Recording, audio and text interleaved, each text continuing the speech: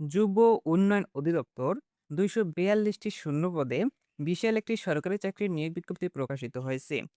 এই নিয়োগে বাংলাদেশের সকল জেলা থেকে আবেদন করা যাবে এবং ২৪২টি শূন্যপদ রয়েছে, যেখানে ১১তম গ্রেডে বেতন দেওয়া হবে। এটি হচ্ছে যুব উন্নয়ন অধিদপ্তরের একটি সরকারি চাকরির নিয়োগ। এই নিয়োগ বিজ্ঞপ্তিটি ১৭ মে ২০২৬ খ্রিস্টাব্দ তারিখে প্রকাশিত হয়। এই নিয়োগে স্নাতক পাশে আবেদন করা যাবে। আমি আবারও বলছি, এই নিয়োগে শুধুমাত্র যাদের শিক্ষাগত যোগ্যতা স্নাতক বা সমমানের ডিগ্রি রয়েছে তারা এই নিয়োগে আবেদন করতে পারবেন। এই নিয়োগে আবেদন শুরু কবে, শেষ কবে, আবেদন ফি কত টাকা এবং আবেদন কিভাবে করতে হবে, এই বিষয়গুলো আ আজকের ভিডিওতে আপনাদের জানিয়ে দেব। অবশ্যই ভিডিওটি ধৈর্য সহকারে শেষ পর্যন্ত দেখবেন। এখানে পদের নাম হচ্ছে সহকারী উপজেলা যুব উন্নয়ন কর্মকর্তা, যার পূর্বপদ ছিল ক্রেডিট সুপারভাইজার।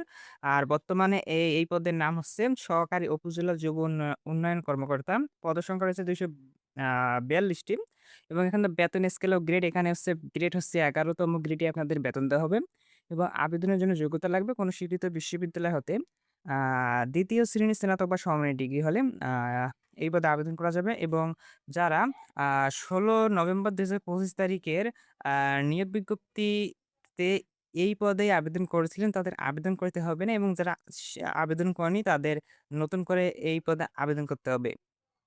আর এখানে হচ্ছে প্রার্থীদের বয়স ২৩ জুন ২০২৬ খ্রিস্টাব্দ তারিখে সর্বনিম্ন ১৮ এবং সর্বোচ্চ ৩২ বছরের মধ্যে হতে হবে।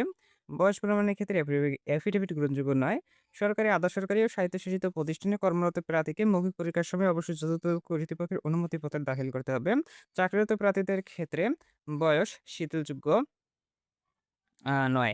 আর হচ্ছে এই নিয়োগে আবেদন কবে শুরু হবে সেই বিষয়টি আপনাদের এখন জানিয়ে দেব। এখানে হচ্ছে আবেদন শুরু হবে ২৪ মে ২০২৬ খ্রিস্টাব্দ সকাল ৯ ঘটিকা এবং আবেদন শেষ হবে ২৩ জুন ২০২৬ খ্রিস্টাব্দ বিকাল ৪ ঘটিকার। আবেদন যে ওয়েবসাইটের মাধ্যমে করবেন এখানে হচ্ছে dyd.lt2.com.bd, এই ওয়েবসাইটের মাধ্যমে আপনারা আবেদন করতে পারবেন।